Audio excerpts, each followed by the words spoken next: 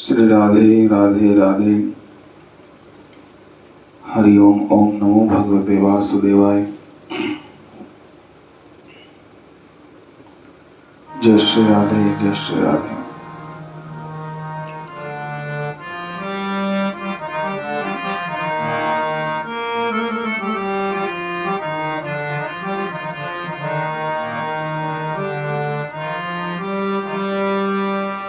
राधा मेरी स्वामिनी, मैं राधे तेरो दास।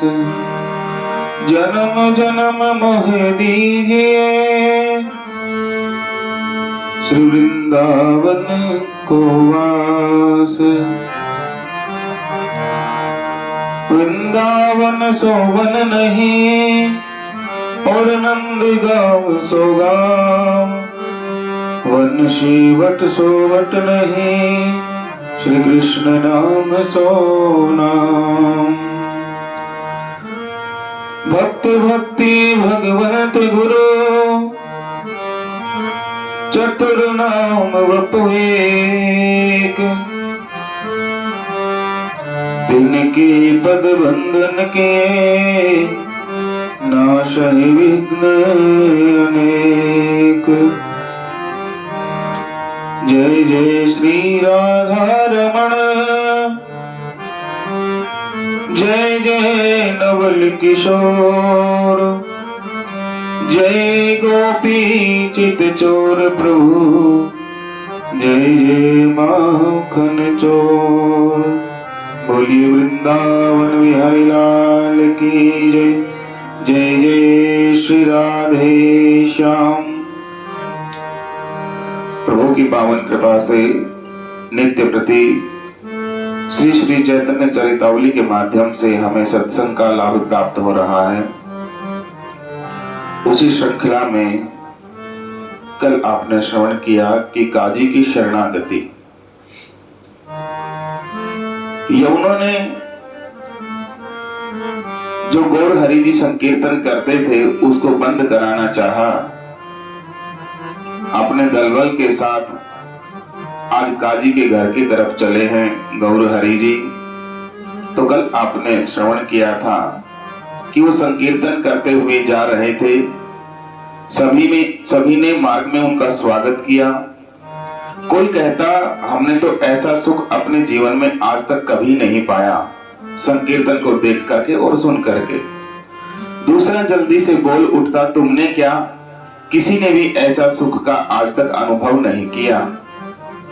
ये जो सुख है संकीर्तन का, ये तो देवताओं को भी दुर्लभ है, वे भी इसके लिए लालायित बने रहते हैं। यहां तक कल आपने श्रवण किया।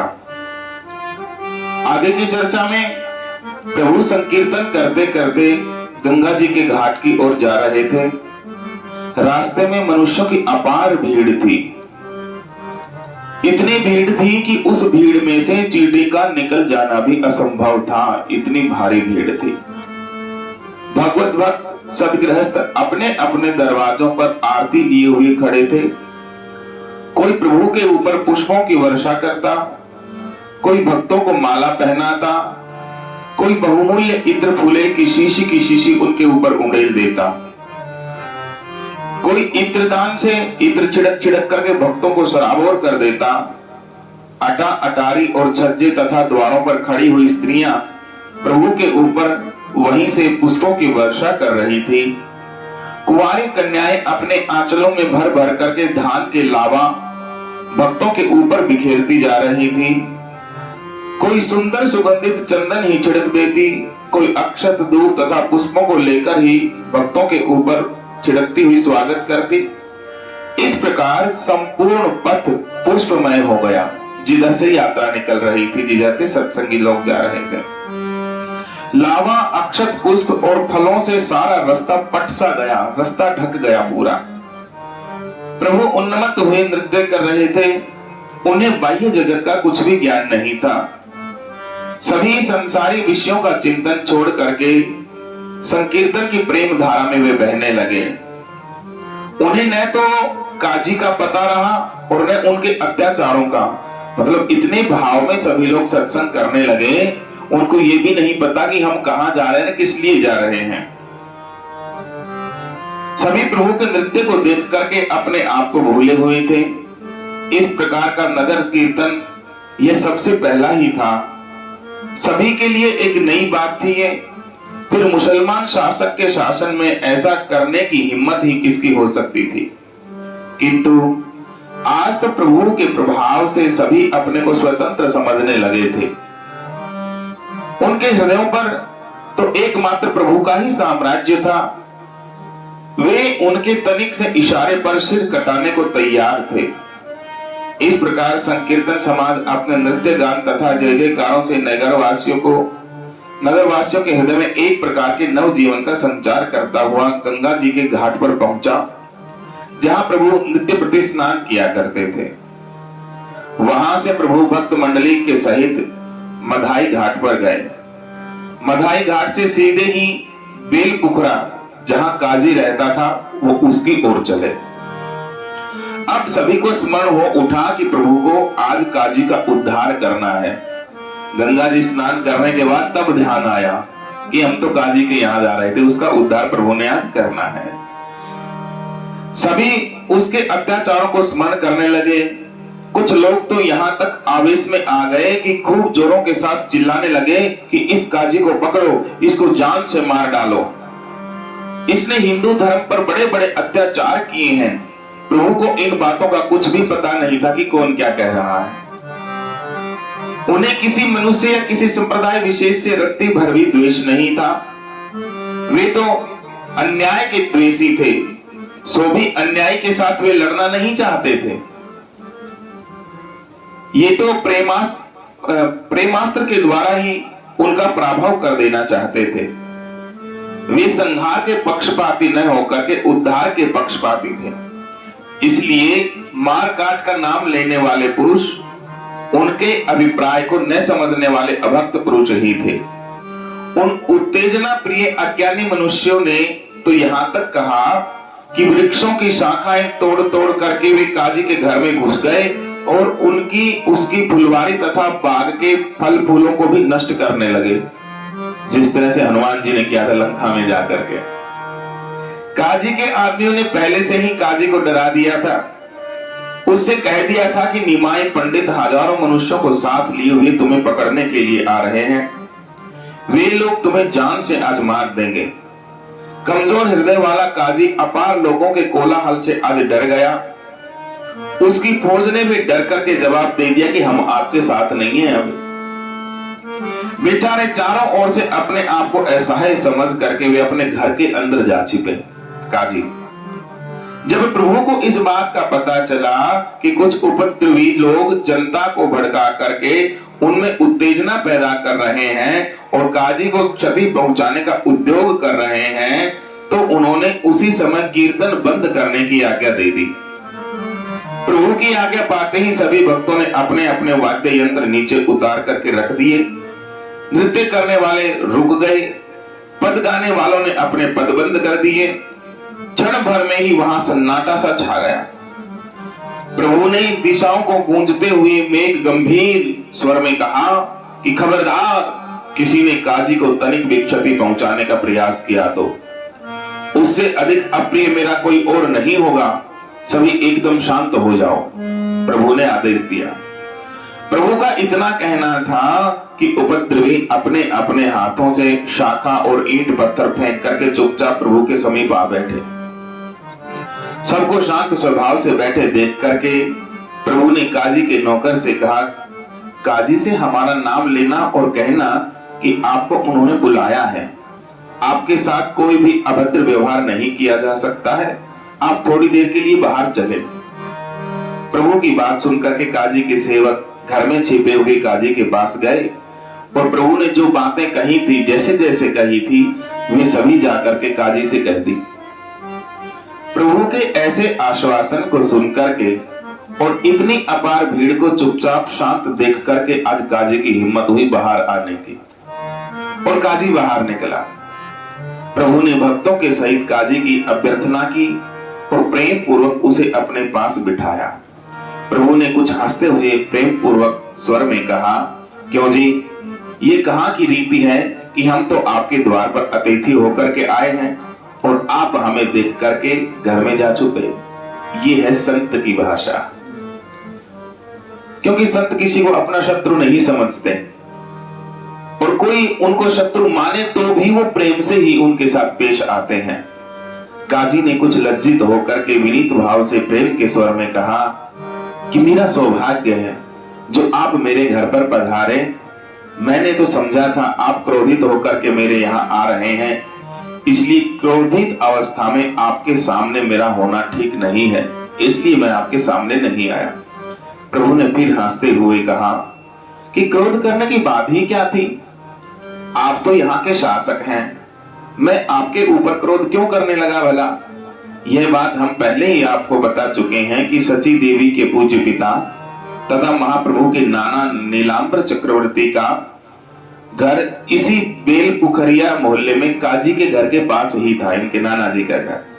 काजी चक्रवर्ती महाशय से बड़ा स्नेह रखते थे, इसलिए काजी ने कहा, देखो निमाई, गांव नाते से चक्रवर्ती मेरे चाचा लगते हैं और वो जब मेरे चाचा लगते हैं तो तुम मेरे भांजे लगे। मैं तुम्हारा मामा हूं, मामा के ऊपर भांजा यदि अकारण क्रोध भी करे तो मामा को सहन करना पड़ता है। मैं तुम्हारे क्रोध को सह भी लूंगा, तुम जितना चाहो मेरे ऊपर आप क्रोध कर लो। फिर प्रभु ने हंसते हुए कहा कि तो मामा जी, मैं इस संबंध को कब अस्वीकार करता हूं। मैंने कब कहा कि आप मेरे मामा नहीं हैं। आप तो मेरे बड़े हैं, सम्माननीय हैं, आपने तो मुझे गोद में खिलाया है, मैं तो आपके सामने बच्चा हूं और मैं आप पर फिर क्रोध क्यों करूंगा। काजी ने कुछ लजाते हुए कहा, शायद इसीलिए कि मैंने तुम्हारे संकीर्तन का विरोध किया है, इसलिए आप क्रोध करते हो। प्रभु ने फिर मुस्कुरा करके कहा, इससे मैं क्रोध क्यों करने लगा भला, आप भी तो स्वतंत्र नहीं हैं।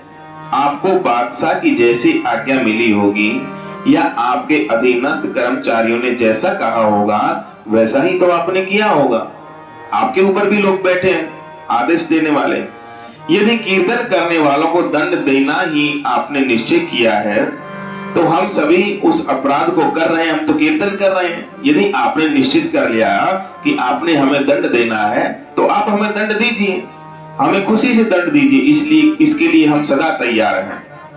काजी ने कहा, बादशाह की तो ऐसी कोई आज्ञा नहीं थी कि मैं तुम्हें दंड दूं या कीर्तन बंद कराऊं, किंतु तुम्हारे बहुत से पंडितों ने ही आकर के मुझसे शिकायत की थी कि यह अशास्त्रीय काम है। पहले मंगल चंडी के गीत गाए गए, अब निमाई पंडित भगवान नाम में गोप्य मंत्रों को खुल्लम खुल्ला गाता फिरता है और सभी वर्णों को उपदेश करता है। ऐसा करने से देश में दुर्भिक्ष पड़ेगा, अकाल पड़ेगा, इसलिए मैंने संकीर्तन के विरोध में आज्ञा प्रकाशित की थी।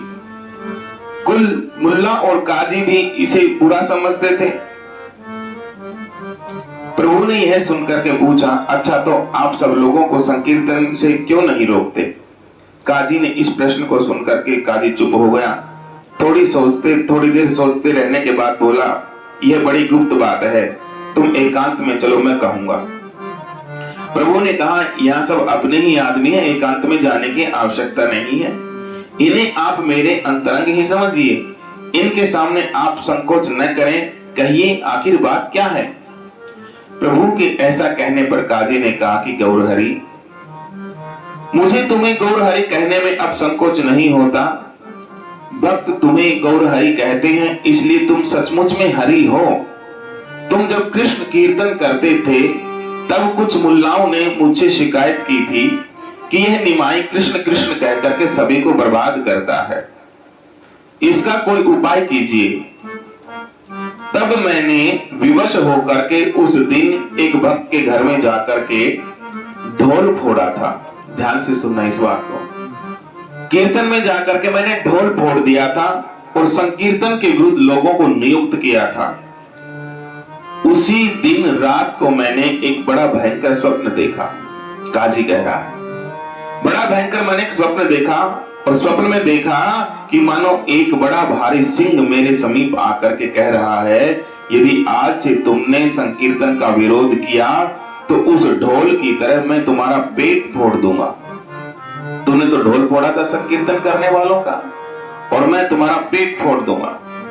यह कहकर के वह अपने तीक्ष्ण पंजों से मेरे पेट को विदीर्ण करने लगा, चीरने लगा। इतने में ही मेरी आंख खुल गई।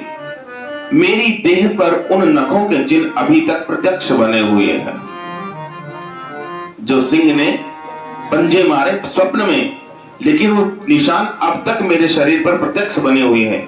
यह कहकर के काजी ने अपने शरीर का वस्त्र उठा करके सभी भक्तों के सामने वो चिन्ह दिखाए कि देखो, साक्षात सिंह आया था स्वप्न में और मेरा ये हाल उसने किया। काजी के मुख से ऐसी बात सुनकर के प्रभु ने काजी का जोरों से आलिंगन किया और उसके ऊपर अनंत कृपा प्रदर्शित करते हुए बोले, मामा जी आप तो परम वैष्णव बन गए। अब आप तो परम वैष्णव बन गए। हमारे शास्त्रों में लिखा है कि जो किसी भी बहाने से हंसी में, दुख में अथवा वैसे ही भगवान के नामों का उच्चारण कर लेता है, उसके संपूर्ण पाप नष्ट हो जाते हैं। आपने तो कई बार श्री हरि कृष्ण इन सुमधुर नामों का उच्चारण किया है।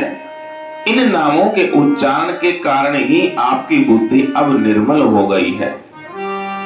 प्रभु का प्रेम आलिंगन पाकर के काजी का आज रोम रोम खिल उठा, उनका शरीर पुलकित हो उठा। उसे अपने शरीर में एक प्रकार के नवजीवन का सा संचार होता हुआ आज दिखाई देने लगा।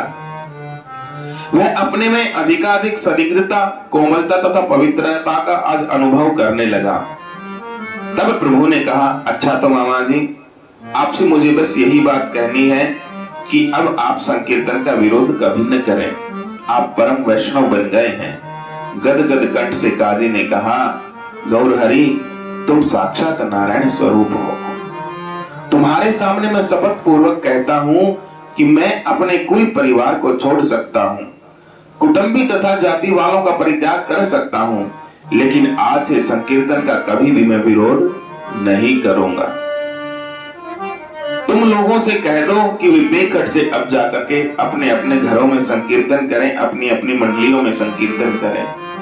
काजी की ऐसी बात सुनकर के उपस्थित सभी भक्त मारे प्रसन्नता के उछलने लगे। प्रभु ने एक बार फिर काजी को दोबारा गाढ़ आलिंगन प्रदान किया और आप भक्तों के सहित फिर उसी प्रकार आगे चलने लगे।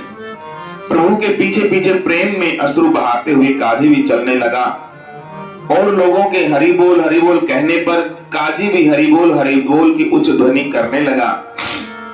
इस प्रकार संकीर्तन करते हुए प्रभु केला खोल वाले श्रीधर भक्त के घर के सामने पहुंचे। भक्त वत्सल प्रभु उस अकिंचन दीनहीन भक्त के घर में घुस गए, श्रीधर के घर में। गरीब भक्त एक ओर बैठा हुआ भगवान के समुद्र नामों का उच्चारण कर रहा था, गायन कर रहा था। प्रभु को देखते ही वह मारे प्रेम के पुलकित हो उठा और जल्दी से प्रभु के पाद पद्मों में गिर पड़ा। श्रीधर को अपने पैरों के पास पड़ा देख करके प्रभु उससे प्रेम पूर्वक कहने लगे, श्रीधर हम तुम्हारे घर आए हैं, कुछ खिलाओगे नहीं क्या? बेचारा गरीब कंगाल सोचने लगा, हाय प्रभु तो ऐसे असमय में पधारे कि इस दीनहीन कंगाल के घर में 2 मुट्ठी सबीना भी नहीं है, चना भी नहीं है। अब प्रभु को मैं क्या खिलाऊं? यह सोच ही रहा था कि उसके पास में ही एक लोहे के पात्र में, फूटे से लोहे के पात्र में पानी रखा हुआ था। उसको उठा करके प्रभु कहने लगे, श्रीधर तुम क्या सोच रहे हो? देखते नहीं हो अमृत भर करके तो तुमने इस पात्र में रखा हुआ, तुम कहते हो कि कुछ नहीं है। यह कहते कहते प्रभु उस समस्त जल का पान कर गए। श्रीधर रो रो करके कह रहा था, प्रभु यह जल आपके योग्य नहीं है। नाथ इस फूटे पात्र का जल अशुद्ध है। किंतु प्रभु कब सुनने वाले थे? उनके लिए भक्त की सभी वस्तुएं शुद्ध और परम प्रिय हैं। उनमें योग्य अयोग्य और अच्छी बुरी का भेदभाव नहीं है। सभी भक्त श्रीधर के भाग्य की सराहना करने लगे और प्रभु की भक्त वत्सलता की भूरी भूरी आज प्रशंसा करने लगे। श्रीधर भी प्रेम में विवल होकर के पृथ्वी पर गिर पड़े। काजी यहाँ तक प्रभु के साथ ही साथ आया था। अब प्रभु ने उसे लौट जाने के लिए कहा।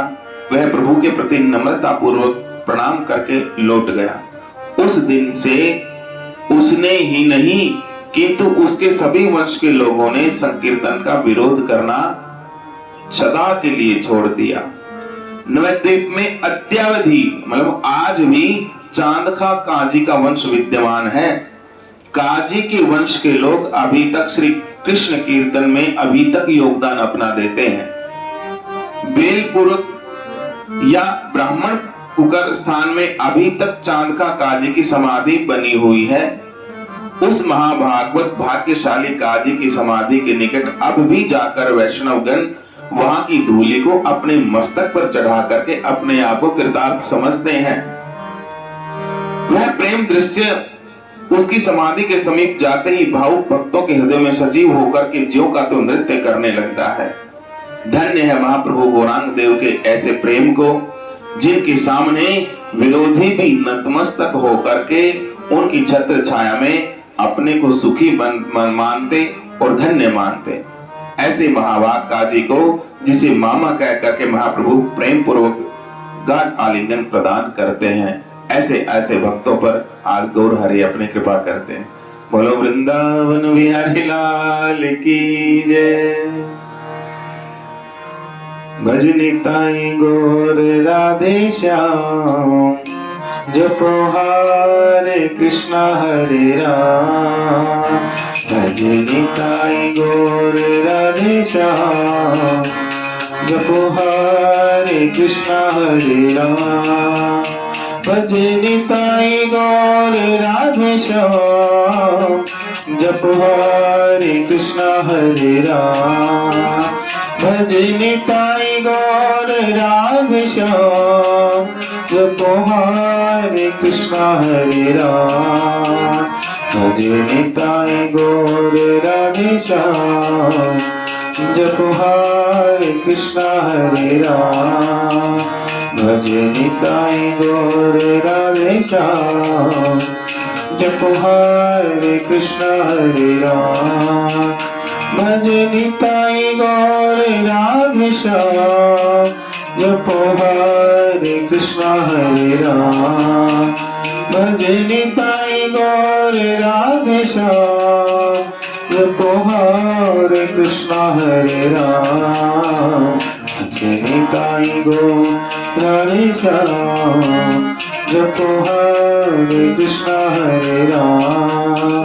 भजनी ताई गौर राधे श्याम, जपो हरे कृष्णा हरे राम। भजनी ताई गौर राधे श्याम, जपो हरे कृष्णा हरे राम। भजनी ताई गौर राधे श्याम, जपो हरे कृष्णा हरे राम। भजनी ताई गौर राधे श्याम, जपो हरे कृष्णा हरे राम। भजनी ताई गौर राधे श्याम, जपो हरे कृष्णा हरे राम। जपो हरे कृष्णा हरे राम। जपो हरे कृष्णा हरे राम।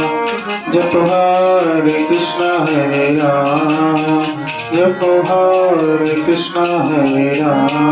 श्री वृंदावन बिहारी लाल की जय। श्री राधा